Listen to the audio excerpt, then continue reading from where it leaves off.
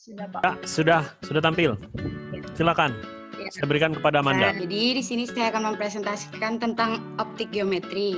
Nah, optik merupakan cabang ilmu fisika yang membahas tentang konsep cahaya, terutama mengkaji sifat-sifat cahaya,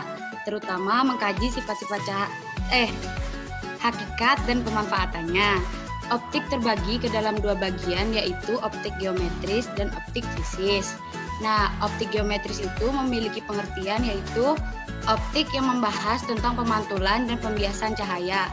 Sifat cahaya sama dengan sifat gelombang elektromagnetik.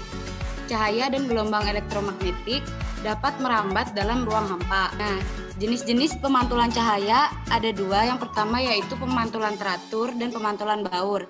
Nah, pemantulan teratur itu terjadi pada suatu permukaan cahaya sejajar datang pada permukaan yang halus atau rata seperti permukaan cermin datar atau permukaan yang tenang. Selanjutnya yaitu pemantulan baur, terjadi pada berkas cahaya sejajar datang pada permukaan yang kasar atau tidak rata sehingga dipantulkan ke berbagai arah yang tidak tertentu. Jadi ini contoh pemantulan teratur, mana satu ini melambangkan sinar datang, dua ini sebagai permukaan cermin atau benda, tiga ini sebagai sinar pantul. Pemantulan baur yaitu gambarnya ini, satu ini sebagai sinar datang, dua permukaan cermin atau benda, yang ketiga sinar pantul. Nah, hukum pemantulan cahaya yaitu cermin merupakan suatu benda yang tidak tembus cahaya dan permukaannya sangat halus dan rata-rata sangat mudah dipantulkan. Hukum pemantulan cahaya yaitu yang pertama ada sinar datang, garis normal, dan sinar pantul terletak pada satu bidang datar. Nah, sinar datang itu adalah sinar yang datang ke cermin. Selanjutnya, sudut datang sama dengan sudut pantul. Sinar pantul adalah sinar yang dipantulkan ke cermin. Sudut pantul adalah sudut antara sinar pantul dan garis normal. Pemantulan cahaya pada cermin datar.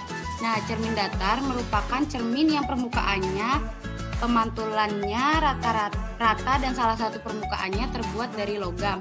Contoh cermin datar itu adalah cermin yang biasa kita gunakan untuk berhias.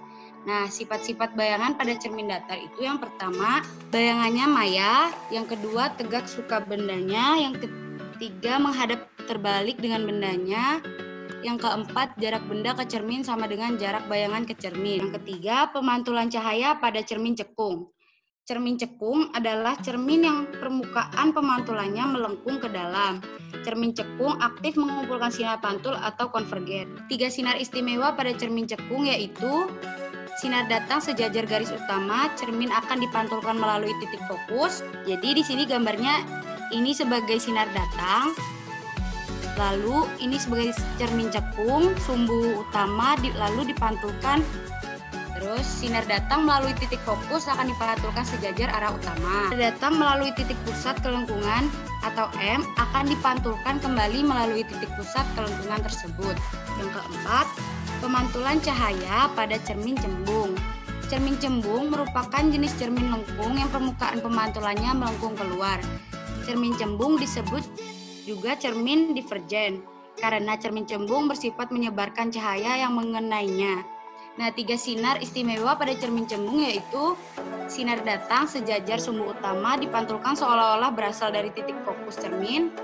Yang kedua, sinar datang menuju titik fokus dipantulkan sejajar sumbu utama.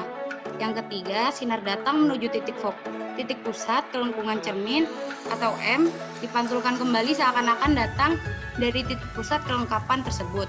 Bayangan yang dibentuk oleh cermin cembung selalu bersifat maya, tegak, dan diperkecil.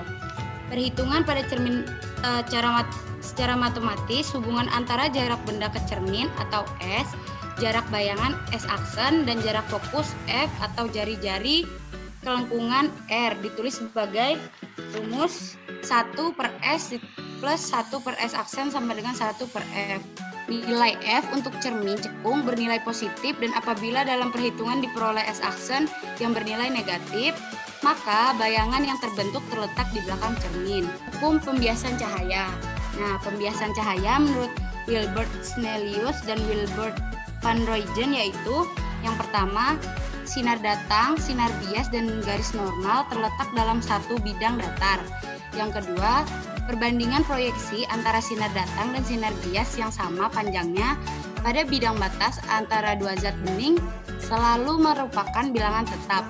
Perbandingan tetap ini disebut indeks bias antara kedua zat itu. OA sebagai sinar datang, sudut AON sama dengan I yaitu sudut datang, NN aksen sama dengan garis normal, sudut BON sama dengan sudut bias, OB sebagai sinar bias. Nah, untuk mengukur besarnya pembelokan arah cahaya, jika sinar berpindah dari satu media ke media lain, digunakan indeks bias. Indeks bias, angka bias sama dengan penunjuk bias. Indeks bias mutlak suatu zat adalah perbandingan kecepatan cahaya di ruang hampa dengan kecepatan cahaya dalam zat itu. Dirumuskan NZ sama dengan C banding CN, di mana NZ sebagai indeks bias mutlak zat itu, C kecepatan cahaya dalam hampa 3 kali 10 pangkat 8 m/s.